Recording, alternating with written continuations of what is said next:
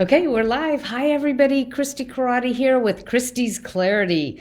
This is week 3 of looking at Gay Hendricks' hidden barriers. And, I talked a little bit last week about the hidden barrier number 2. It really didn't feel like it applied to me, but I gave some helpful hints or clarity. Hence, go back and look at that video because there was a lot of good information there. So I'm not just going to tell you what the hidden barriers are. I'm going to give you a couple of tips for clarity. So this hidden barrier is when you feel like being successful is a burden. Now, when I heard this one, I resonated with it, but when I read Gay Hendricks' description of it, it was a little different than mine. So what he says is that it's a burden when you feel a burden to your family by becoming successful. Like he was born to his family at a very difficult time, so he became a burden to his family.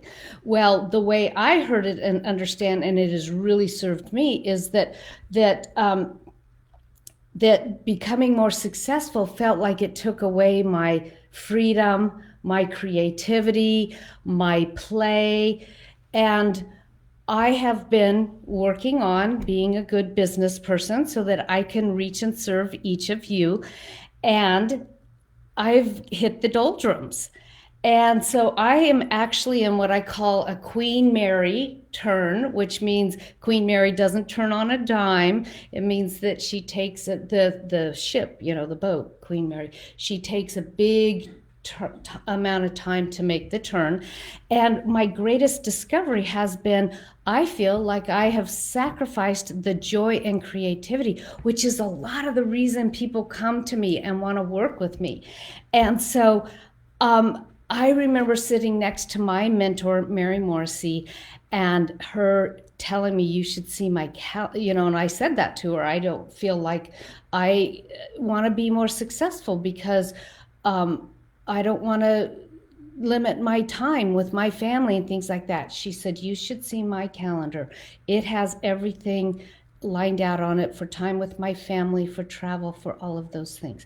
And so here's one of the tips, actually becoming more successful, making more money, all of those things allow us greater freedom to be more creative. So one of my values is actually, I'm reading it so I don't miss it here. One of my values is honoring this life I have been given.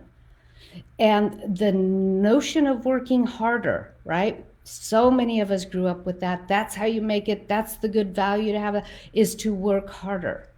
Now, I know I've talked to you many times about that we are the expression of the divine, and it's such a great way for me to look at things. Would the divine think, if we are the expression of the divine, want to work harder?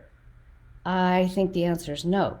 Wanting to bring joy, celebration, and yes, fun is how we are meant to live. It is our divine right. Now, I went to a wonderful concert last night, yay, in public, and yes, we all wore our masks, and everybody was really into protecting each other and so forth, and so that we could go and hear live music. And the last song that Madeline Perot, she's one of my favorite musicians, she sang was this song called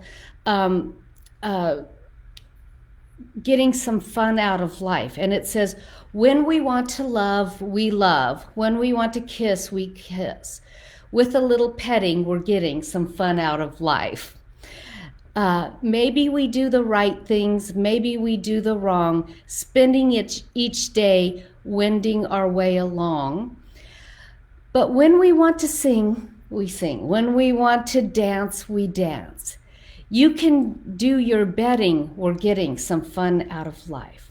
So this is a great tool to use. Take a look and see where you are not having fun. And then ask yourself, what are your highest values? Now, in my book, I believe it's chapter 6 is on value, or 5. And there's actually a test in there that you can take to see what your values are. be really clear on what your values are.